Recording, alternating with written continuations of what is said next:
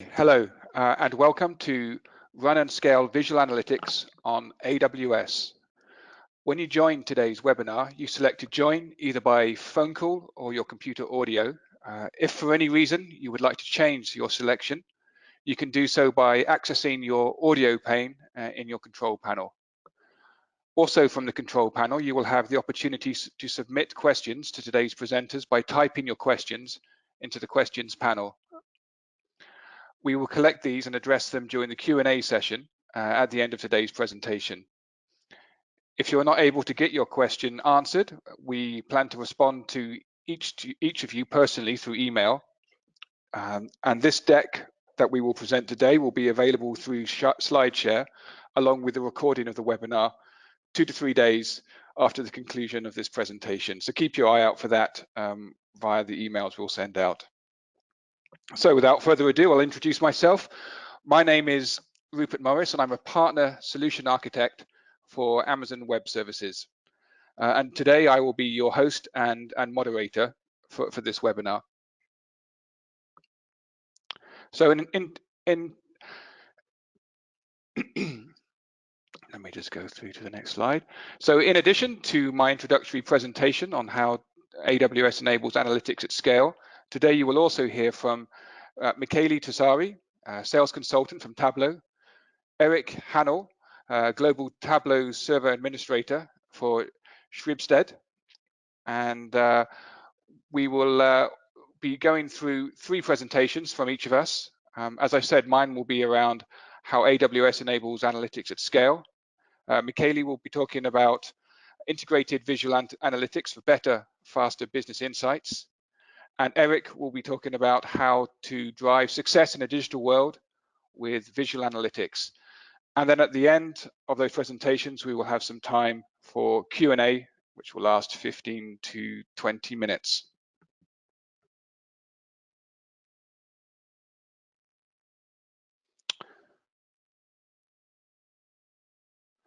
Okay, so how does AWS enable analytics at scale? In order to analyze data, you need to get that data into a state where it can be actioned upon. So businesses will look at data as hot, warm, or cold data. Data which is hotter tends to have a better business value because it allows reactive, actionable insights into customer behavior or behavior from data that's collected. As that data becomes older, those reactionable insights have less value. So it's important to be able to make time-critical decisions on the data that is collected using the correct tooling and analytics.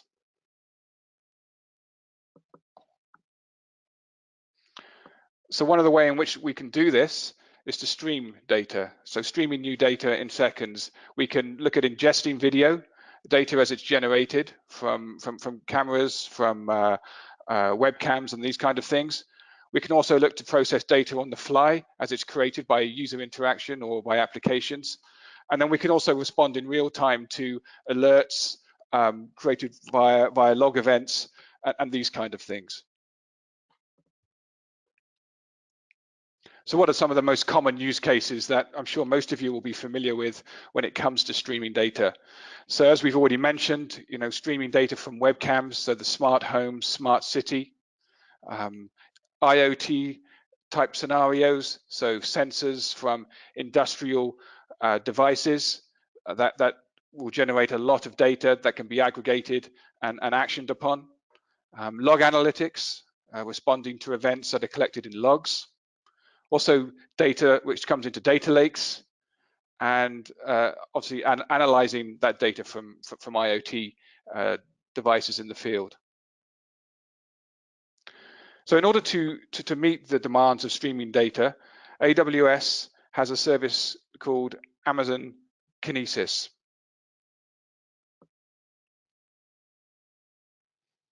Amazon Kinesis is used across Amazon, not just AWS, but Amazon as well, so the wider business, to deal with a variety of use cases.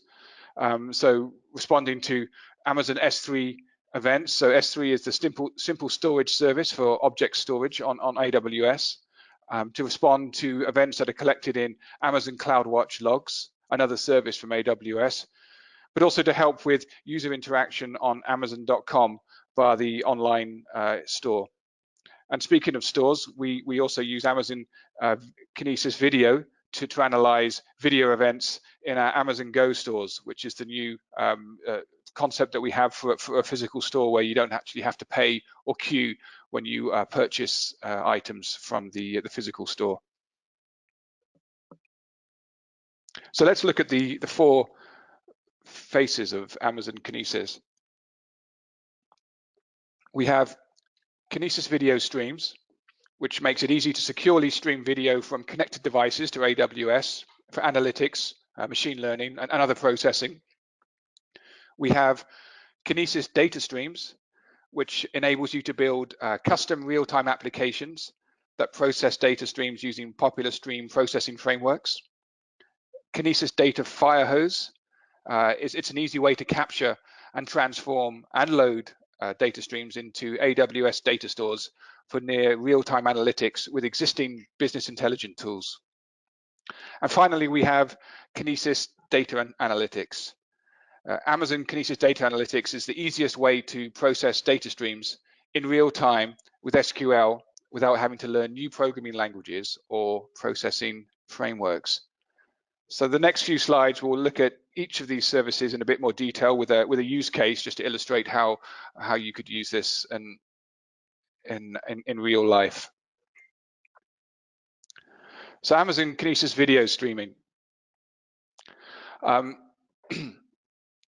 Amazon Kinesis Video Streams makes it easy to stream video from connected devices to AWS for analytics, for machine learning analysis, playback, and other processing. It can stream into Amazon AI services such as Recognition, which is our video and image analysis AI tool, into machine learning frameworks such as Apache MXNet, TensorFlow, OpenCV, and other custom video processing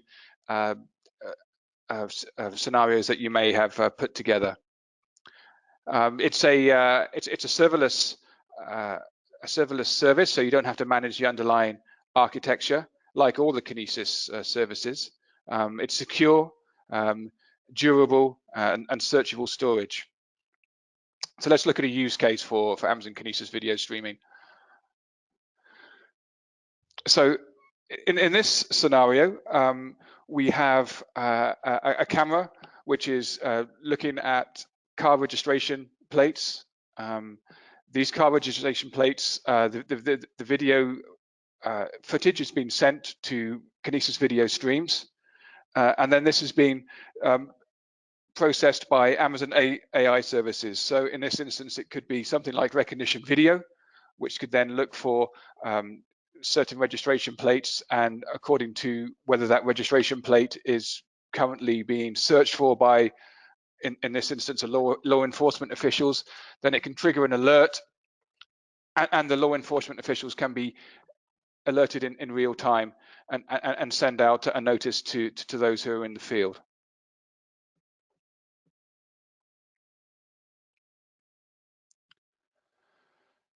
So let's look at Amazon Kinesis data streaming.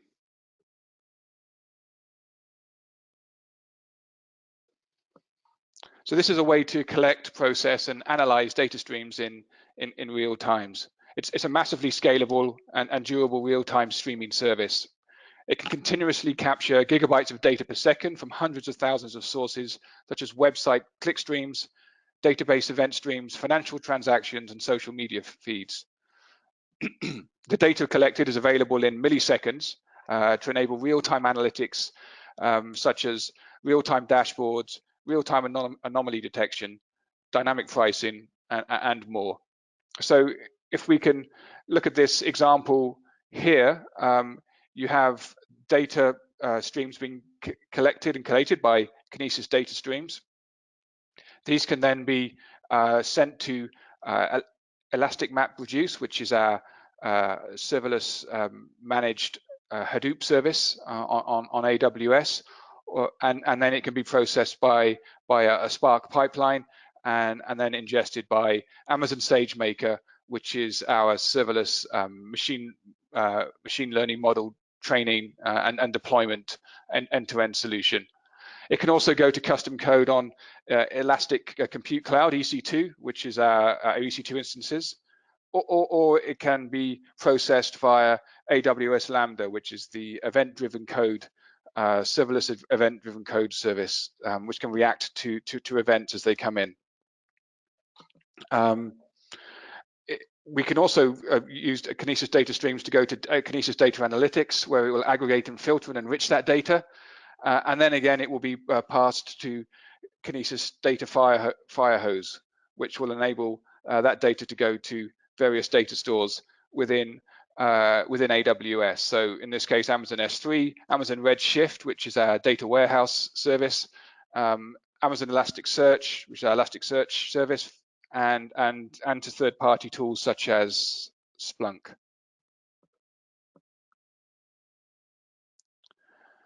And just to illustrate that in a bit more detail, here's a use case for Amazon Kinesis data streams for collecting website content recommendations. So clickstream data is gathered by the website. It's sent to Kinesis data firehose into Kinesis data analytics. Then it's processed by Kinesis data analytics and passed to Kinesis data firehose, which then puts it into Amazon Redshift. The output, of course, can then be seen by users to provide more personalized content to the end users.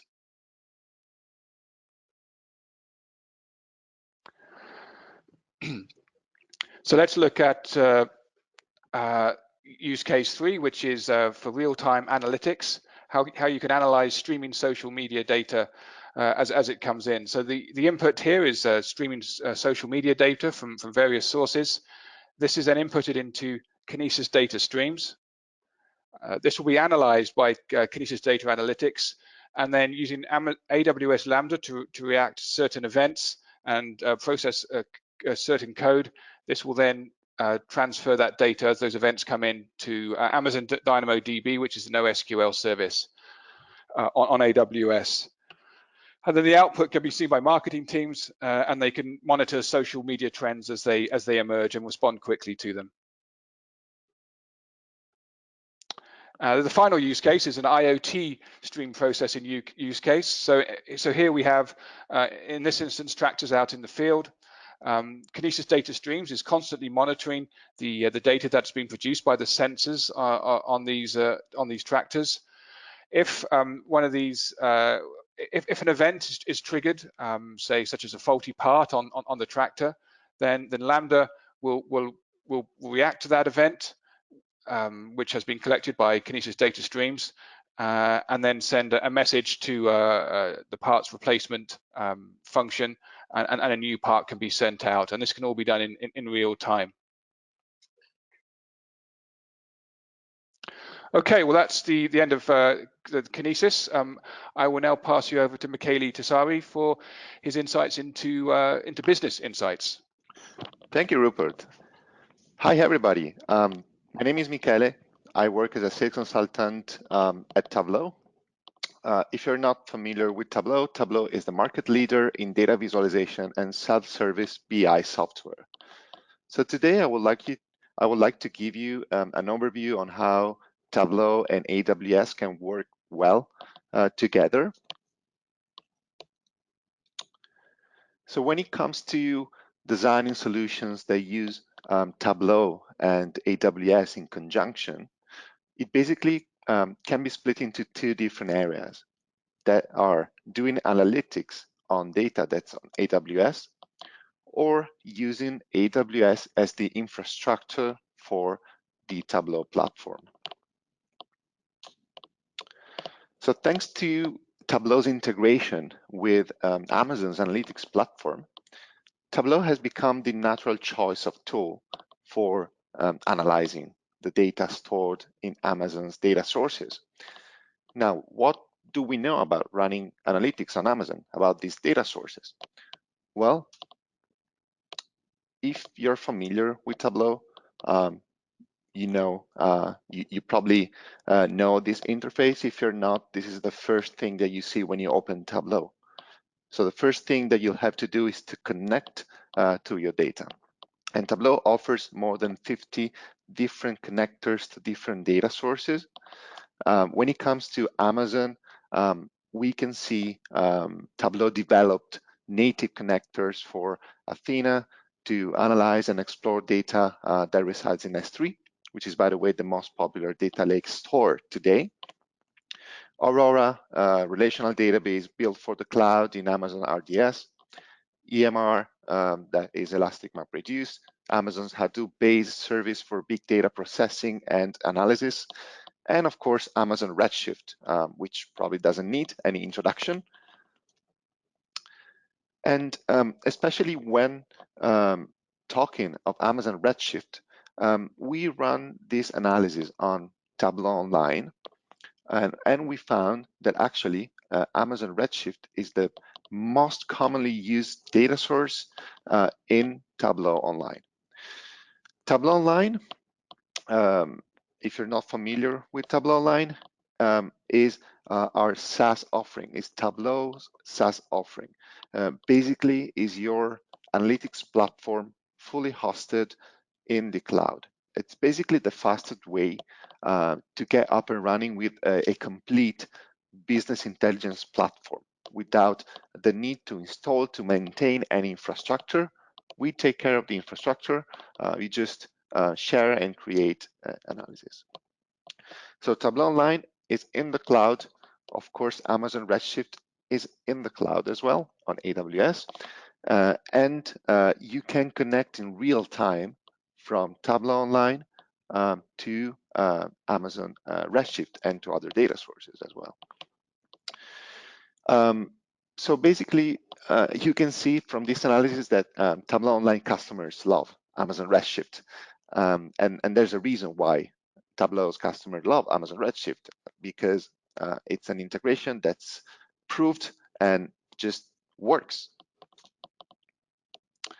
And it works thanks also to the deep partnership that Tableau has with AWS.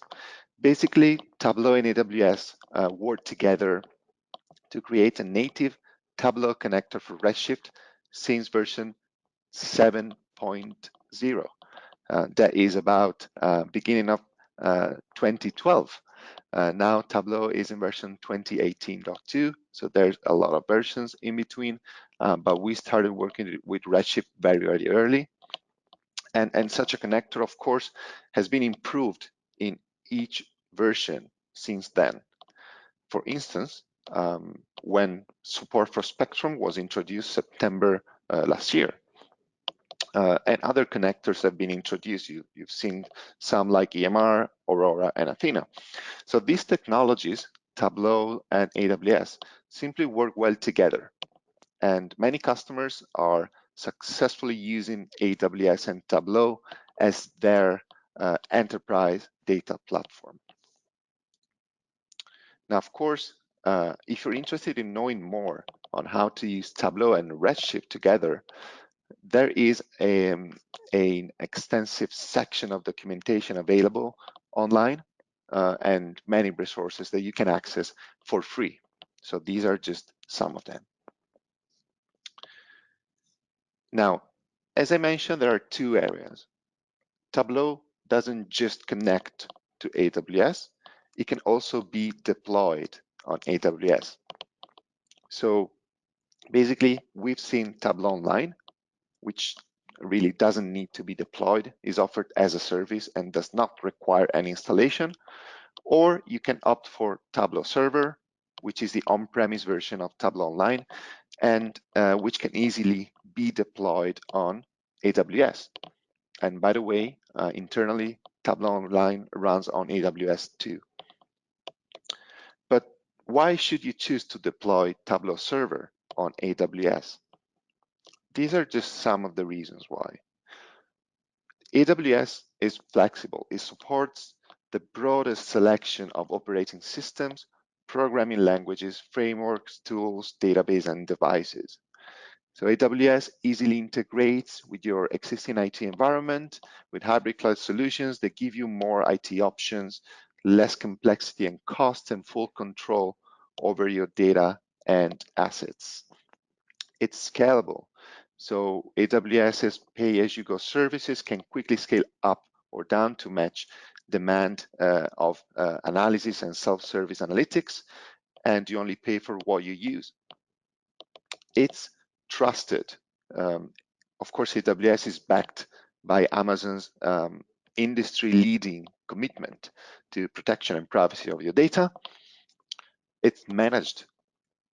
AWS data centers always have up-to-date software and security measures, with guaranteed uptime and performance. And it's elastic. So AWS grows and shrinks as you need it without any additional workload for you. So this is just a very quick slide. I'd just like to show you one example of a successful customer who deployed Tableau on AWS, which is Airbnb. So Airbnb, as you know it, it's the fourth most valuable startup in the world. Thousands of employees across the world. Just imagine the amount of data that they use and that they have available every single day. Well, thanks to AWS and Tableau, they can afford to have just a 5-person operations team, which, given the size of a company and the data, it's quite impressive. As I mentioned, Tableau Online also runs on AWS. There are currently 3 pods of Tableau Online running on AWS. One recently opened in Europe on Linux. So if you want to make use of all your data in AWS and not really don't really have the resource to deploy Tableau server yourself, we did it for you. So as I mentioned, Tableau Online is just another option. But if you decide to go for Tableau server, that means deploying your Tableau server in your network or on your AWS kind of infrastructure and solution. There are basically 3 main options that you can use. The first one is the marketplace. So basically, Tableau server is available on the AWS marketplace. You can find some AMIs on the marketplace. You can use a 14 days free trial, or after Tableau server is up and running on your Amazon EC2 instance, you can apply the license you've purchased to the same server. You can also self-deploy, of course, to an Amazon EC2 instance.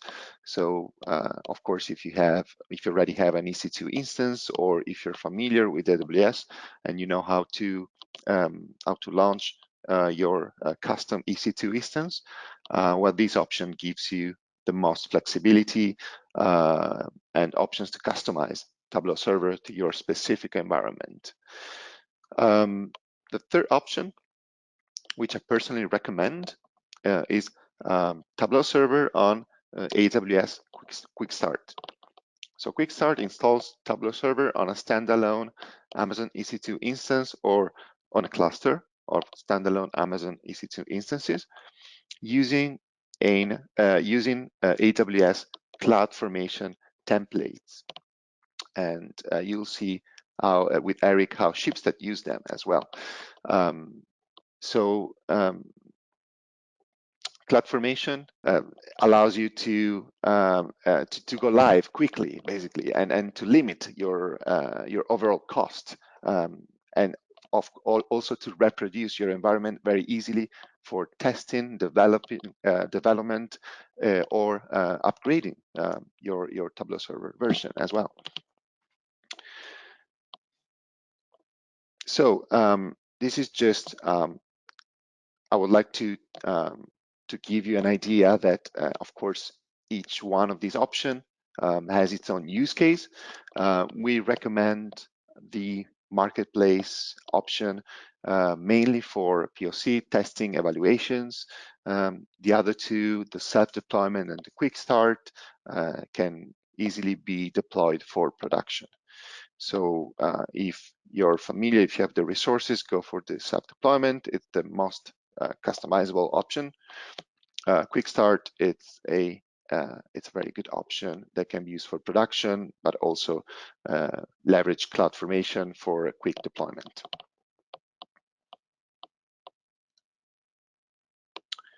Now with this, I pass it over to Eric that will show you how Shipstead use AWS and Tableau. All right. Thank you very much, Michele and Rupert. Hello, everyone. Let's get started. But before we start, Alexa, set a timer for 20 minutes. All right. Now we can start. Hello, everyone. This is Eric. And I focus on helping people see and understand their data at scale. And that basically means that I make sure that companies can get value out of their data. Luckily, products like Tableau make that very easy. As Michele mentioned, Tableau is a business analytics platform, and it is a great piece of software which basically takes care of itself. However, any owner of a Tableau server deployment will quickly find that there are a lot of things to think about, such as security, monitoring of the service, patching the machines that Tableau is installed on, and, for example, doing upgrades of the Tableau server software itself, etc. Lots of things to think about. And before moving to Barcelona, I spent a few years working for Tableau in London, and I've seen plenty of enterprise deployments. And one of the things that people always seem to struggle with is automation. And luckily for us, AWS helps solve those problems. I thought I would take a page out of the DevOps handbook today and cover how I would recommend that you do automated deployments once you are up and running with Tableau in AWS. But before we start, many of you are probably asking yourselves, what does this guy look like in a tie? As mentioned, I am helping Shipstead deploy Tableau at scale. And before that, I spent several years in London helping other Tableau customers of all kinds to scale their deployments. And as a proud member of the Tableau Alumni Club, I'm fully certified, which is quite important when looking for someone to run a Tableau server. But given today's focus, I would say that when deploying Tableau in AWS, it is almost more important to know AWS inside and out. So when you look for someone to manage a global deployment, I would recommend looking for someone that has a combination of Tableau and AWS skills, unless you are willing to split the role up into several parts. So we've talked a lot about Tableau, but what does Shipstead actually use it for? Well, at Shipstead, Tableau is used for basically everything. When people think data, they think Tableau. And while I can't really share any of our business dashboards with you today, here's an example of a dashboard that I use every day to monitor our server. And this dashboard helps me immensely to understand how people use the content on Tableau server. And it gives me a good idea at a glance to what the trends are, how the key KPIs are doing, and it even lets me drill down on a specific piece of content to see why it might, for example, be suddenly surging in popularity. It gives me an eye into what the users are doing. Imagine something like this, but for your business and focused on your customers, and that is exactly what Shipstead is using Tableau for. As you can see, beautiful, rich visualizations that allow you to consume a lot of data very quickly and make decisions and gain insights. That's really where Tableau excels. But before we go any further, most of you are probably thinking, Shipstead who? Those people joining us from the Nordics will probably be familiar with Shipstead, but not everyone has heard of this company. As you can see, Shipstead is an old media company that branched out into online marketplaces and now operates across a wide number of countries and is used by millions of people each day. Shipstead owns several companies in Europe and also has many operations in Latin America. So it's a truly global company in scale. And the Tableau server that is run at Shipstead also reflects this. So it is used by many people all over the world, and with over 500 data sources and over 7,000 visualizations, it really is the first place that people go when they want to see and understand their data. If we zoom out a little bit and look at the Tableau deployment itself, in a very simplified way, it looks like this. And the initial deployment was actually built with a quick start CloudFormation script like the one that Michele mentioned before. However, since then, there has been a lot of customization that has taken place. And if we look at the data that Tableau connects to, really, because without data, Tableau is nothing. So data is where we should start. At Shipstead, products like Kinesis are used to stream data into AWS. That data is then stored in a basic raw unaggregated format in Amazon S3. And then that data is transformed and loaded into Redshift. Redshift is really the data warehouse of choice at Shipstead. It's not the only source of data, but as far as data warehousing goes, it is really where Shipstead really uses Redshift very heavily. And of course, we have different Redshift clusters in different regions of AWS and different VPCs. Tableau connects to all of those. We also have legacy databases on premise scattered around the world. We connect to those via a tunnel from the VPC that Tableau's deployed on. So that's not a problem either. And lately, we've been using Amazon Athena more and more. Amazon Athena is a really interesting serverless solution to analyzing data that you have in S3. So it allows you to just directly attack the data that you have stored in S3. Many people have data already in S3 that they might want to analyze, but perhaps they don't want to go to all the work of loading it into something like Redshift. Athena lets them see what's in that data and start to analyze it without doing very much previous work. If we look at the Tableau deployment itself, our users are accessing Tableau via Okta, which is a identity tool. And so the user will log into Okta, and then from Okta, they will click the Tableau icon, and then that will ferry them across into Tableau. And what happens is in front of the Tableau cluster, we have a load balancer, which uses some security groups that only accept traffic from certain Shipstead networks. So for a user to access Tableau, they have to, one, be in Okta, and two, be accessing Tableau from an IP that we trust. This allows us to control the traffic that flows into Tableau.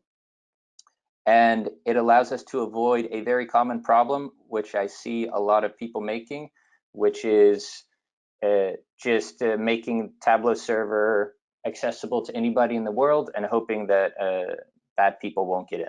So I highly recommend that you lock down access to your Tableau server as much as possible.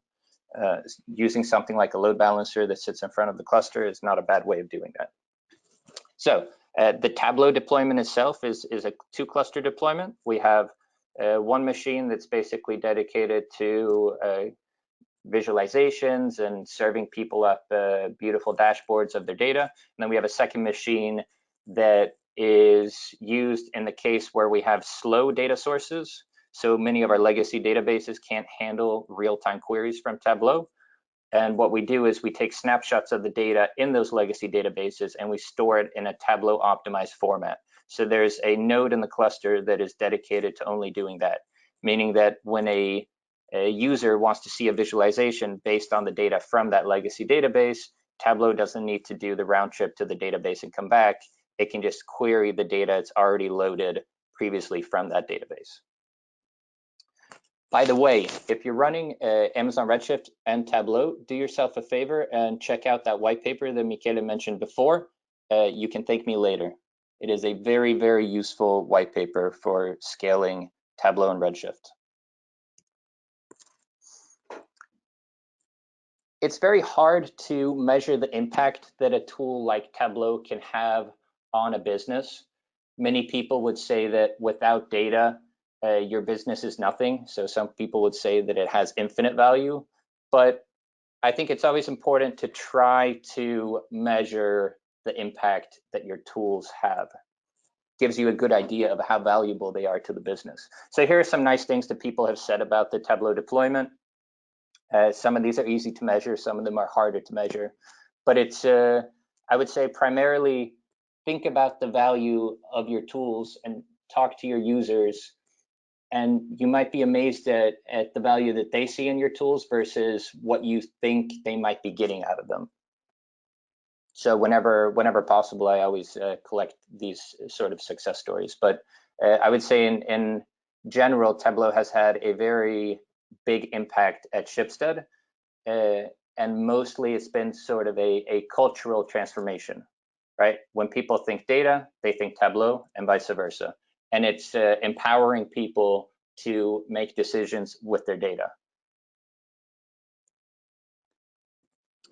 Okay, so today, when thinking about what to present on a Tableau and AWS webinar, I thought I would cover how Shipstead does Tableau updates.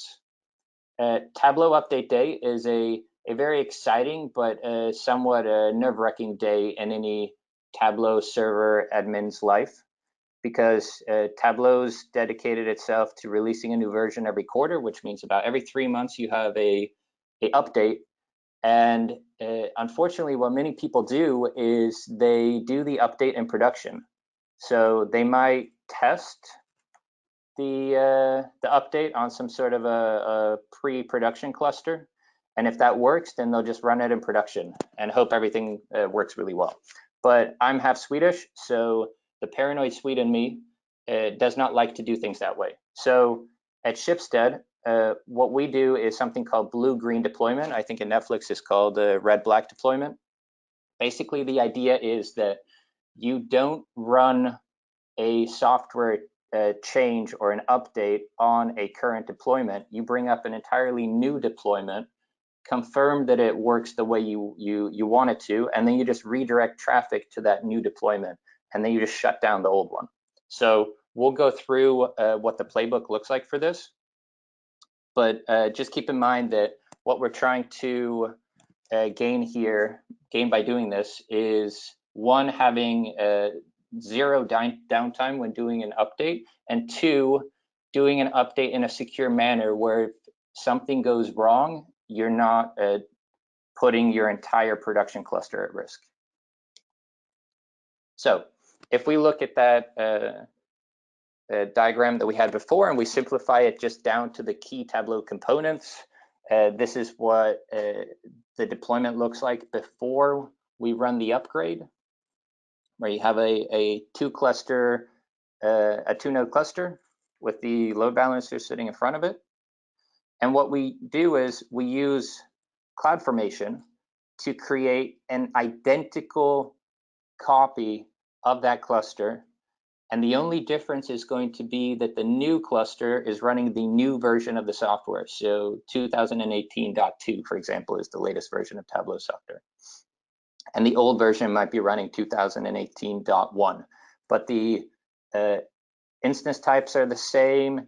The security groups applied to them are the same. Everything is exactly the same, and they're deployed into the same VPC as well. And so now what you have is two deployments sitting side by side within the same VPC, but the load balancer is still sending all the traffic from all the users to the original deployment. Once CloudFormation has started creating this new deployment, what we do is we create a backup of the content on the old Tableau cluster. So this step is just getting all the visualizations, all the connections to all the databases, etc. Basically, it's very simple to run a backup script, which will just take all of the data and metadata and store it in a file. We push that file to S3, and once the new cluster has been successfully created, what we do is we restore all the software onto all the content onto the new cluster that we created. So now what we have is an old cluster with all the users' visualizations, and we have a new cluster with the same visualizations. The only thing is the users can't access the new cluster. So the final thing that we do is change the load balancer so that when the users click on the Tableau icon in Okta and they're ferried through to the load balancer now sends them to the new Tableau cluster instead of the old Tableau cluster. The users are really none the wiser. Some people will notice that they're hitting a Tableau server that's running the latest software, but many people don't. They just go because they want to see their beautiful and important visualizations, and that's really all they need to do. Us as server admins, we know that we're running the newest software, which means that we're getting the most value for our money, and we also know that new software means that there are safety patches that have been applied, etc. And we know that we're running the most up-to-date software. Once we confirm that the new cluster is working and everything seems fine, what we go ahead and do is we destroy the old cluster. In the modern world, it's quite normal to treat servers like cattle, not like pets. So when we don't need it anymore, we just destroy it, and we're left with this. And then when a new version of Tableau server is released, we do exactly the same thing: create a new cluster, point the load balancer at that cluster, destroy the old one, etc., etc. And what's really nice is Amazon or AWS allows us to do this with CloudFormation scripts, which means that I can deploy a new cluster. The person sitting next to me can deploy exactly the same cluster. If I give them the CloudFormation script, then with one click, they can deploy the cluster and it will look exactly the same as the one I deployed. So it lets you automate things and also very easily repeat them with the known result. We're coming up on 20 minutes. That's basically all the time that I wanted to cover. But before finishing, I just wanted to thank you for your time today. I think it's a very interesting subject, and it's been a pleasure to share what I have been doing with all of you. Before concluding, I wanted to say that if anyone is interested in learning more, please reach out. I'd be happy to share the open source CloudFormation script that I've used in this example. The easiest way is probably to find me on LinkedIn.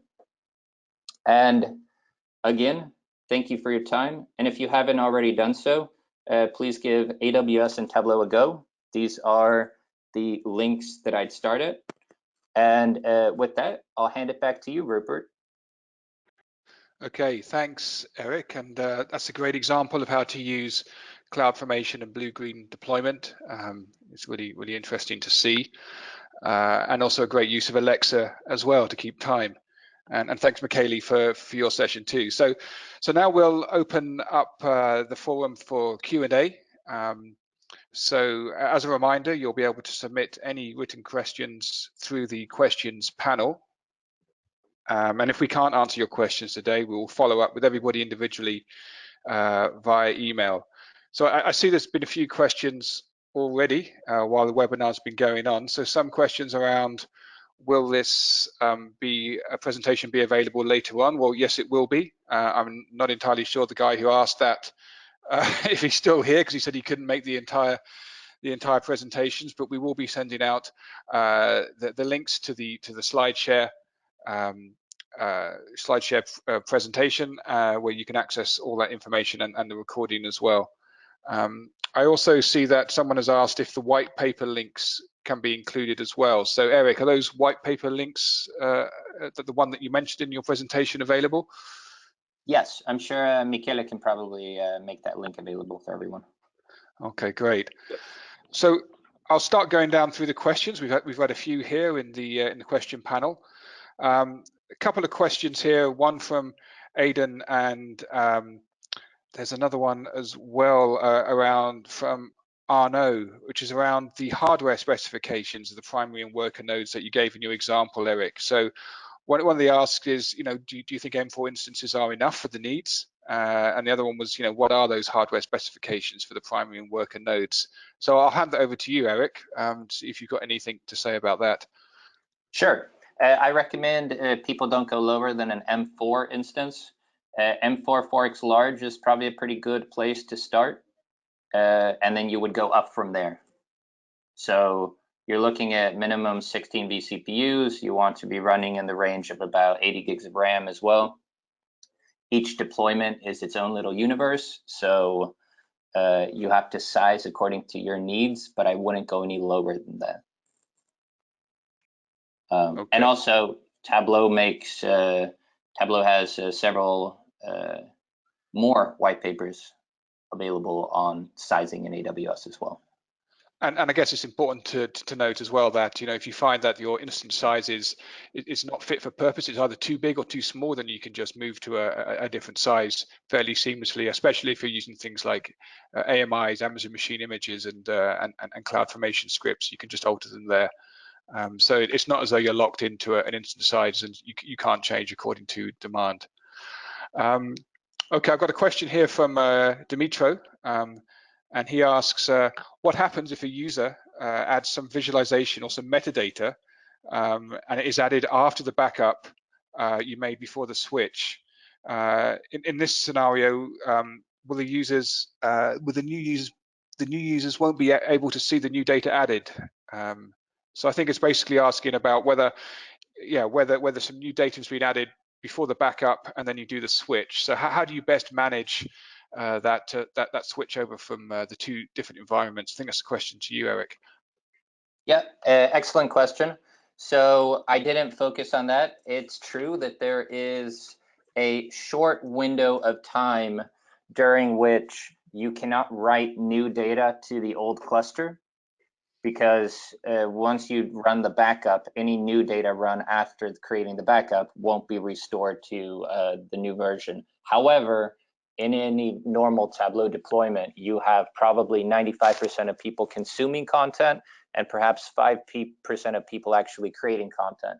And so what we do before any new deployment is we inform the people that are creating content that, hello, there's going to be a very short service window. Please don't write anything upload any content during this short period. Usually it takes about 20 minutes to run a full backup of the Tableau server. So if we do it outside of business hours, the impact's basically zero. But great question. There is anytime that your software has a database, you have to be a little careful with how you do blue-green deployment. Okay, thanks for that. So I'm just going to work down through the questions in the window as we go. Yes, Simon Marta, the webinar will be available for viewing after. You'll get those links sent out to your email address that you registered for this webinar. So here's a question from Jay Salion. Is the new cluster made part of the existing load balancer target group? I guess this is when you switch between environments. Does any configuration need to be made on the Elastic load balancer? Yes, you would have to add the new cluster as the new target group, and you would have to remove the old cluster from the load balancer. You can do that manually or you can automate it, but otherwise, if you don't do that, then the load balancer won't know where to send the traffic. Okay, here's a question now from Simon Watson, and he asks, what is the best way to go about creating a data warehouse to use with Tableau? We recognize the need for one, but we're not sure where to start.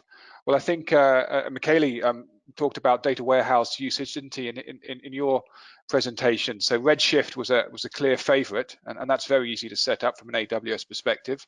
Do you want to talk about that in a bit more detail, Michele? Yes, sure.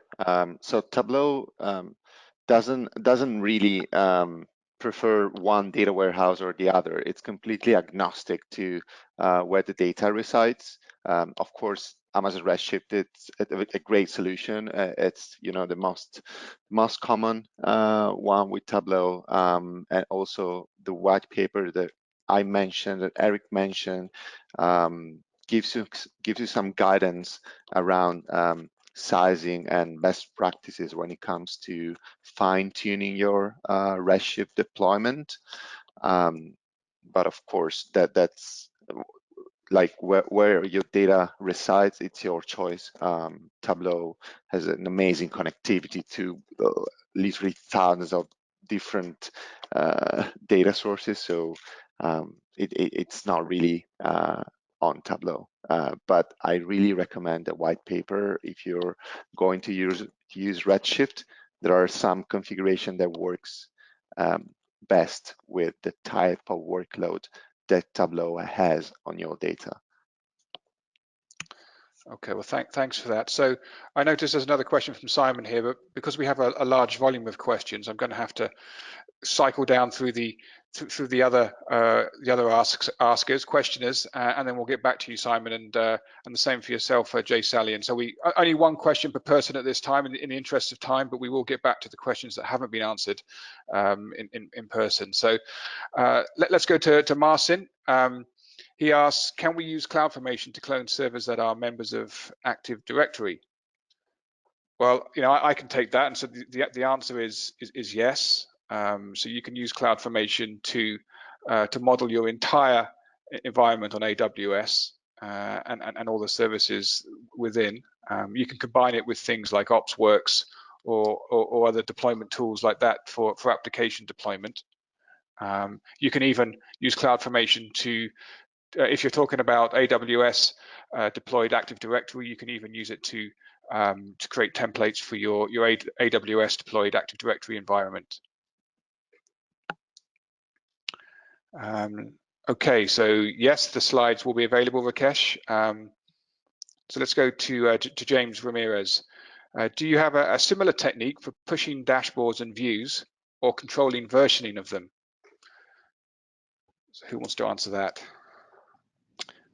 I can answer that partially. Then I don't know if Eric wants to add anything, but just that on Tableau, there's a built-in versioning.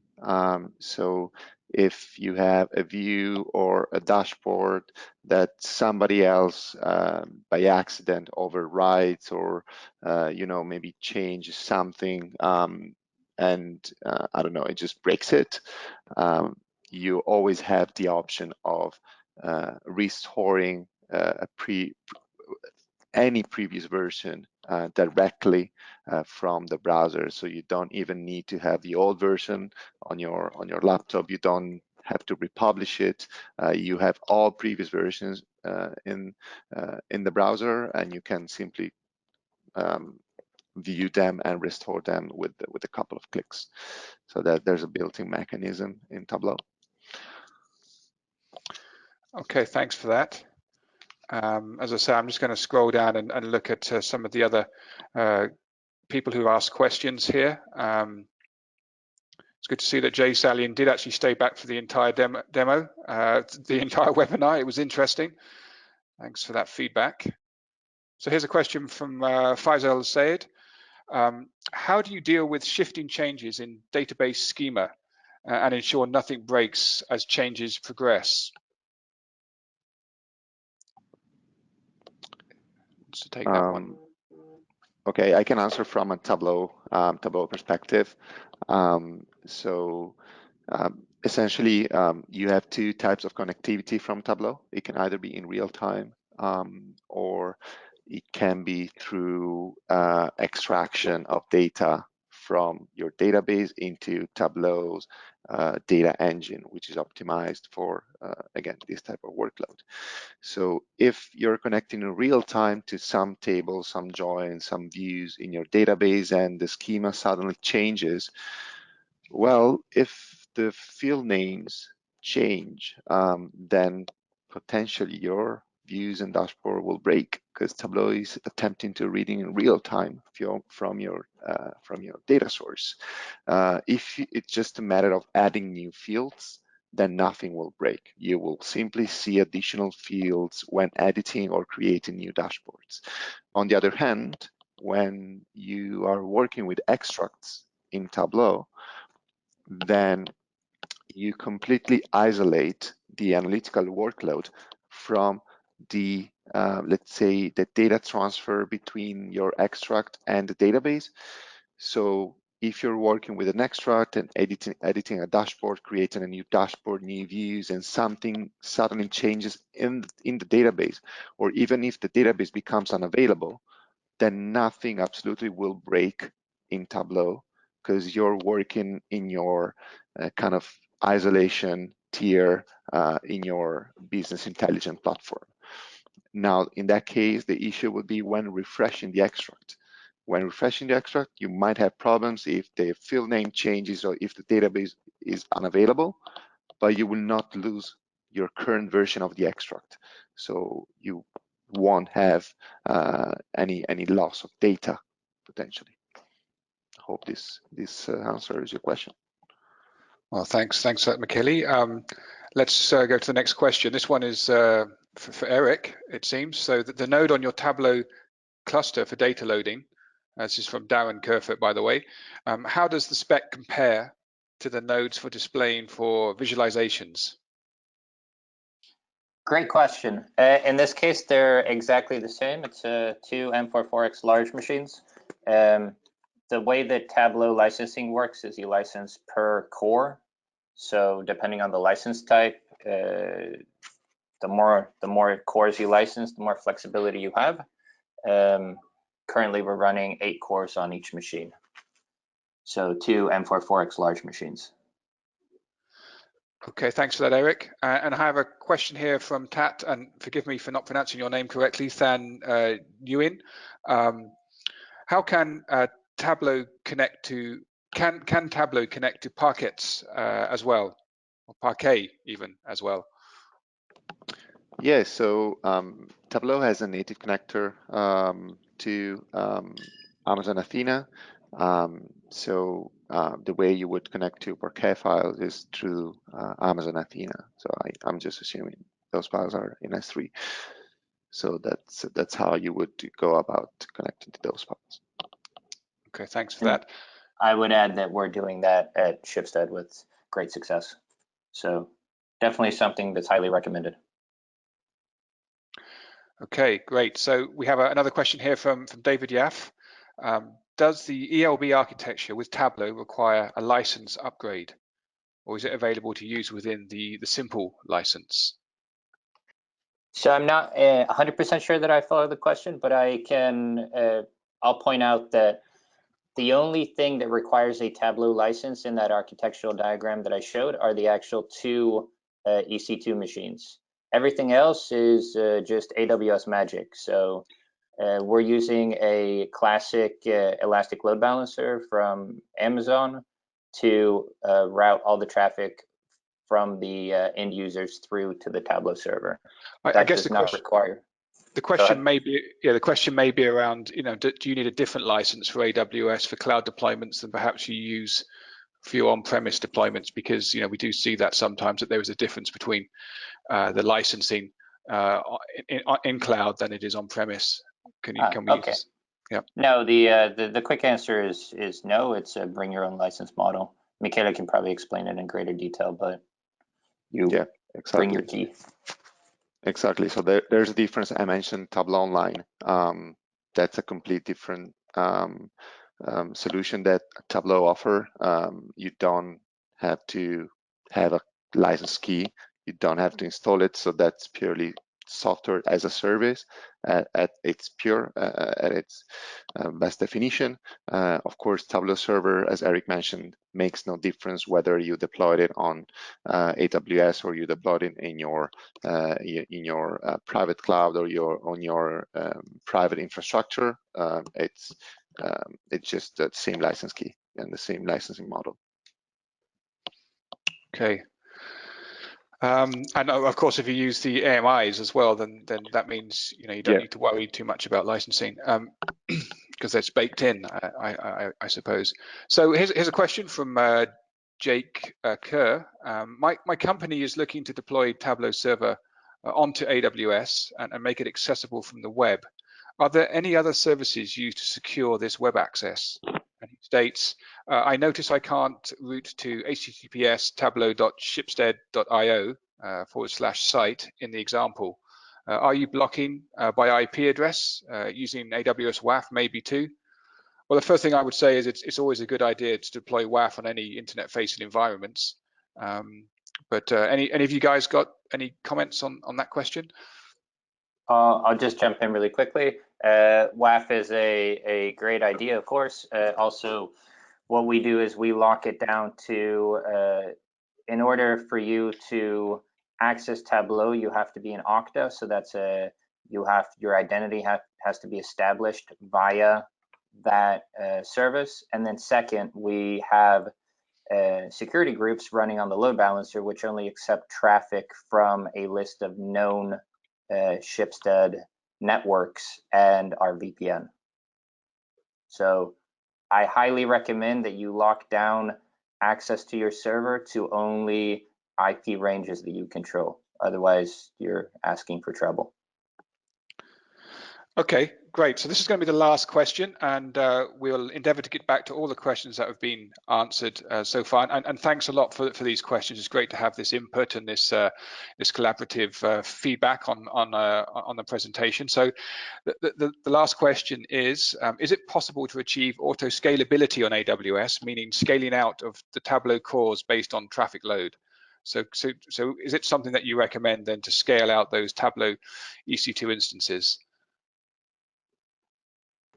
I can take this, and I would say it really depends on your Tableau's licensing model. There's some licensing model it's based on hardware, so it's probably less flexible, but the one that we recommend is based on the number of users and the type of users, so there's no constraints, sorry, when it comes to the hardware that you install Tableau on.